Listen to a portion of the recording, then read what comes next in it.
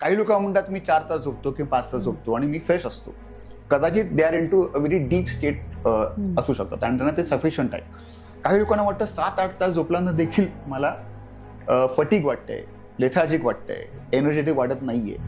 कारण त्यावेळेला त्यांचा जो क्वालिटी ऑफ स्लीप किंवा डीप स्टेटमध्ये असण्याची जी वेळ आहे हा वेगळा असू शकतो.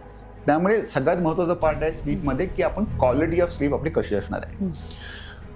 दुसरा महत्त्वाचा पार्ट आहे की त्या स्लीप ट्रॅकिंगमुळे आपले बिहेवियरल चेंजेस पण आपण करू शकतो. फॉर एक्झाम्पल, आपण जर 1 ग्लास वाईनचा घेतला, सो आपला HRV 30% हलणार आहे. ओके. किंवा आपला जो डीप स्टेट ऑफ स्लीप आहे हे हाफ टाइम मध्ये कमी होणार आहे with 1 glass of wine in the night. Okay.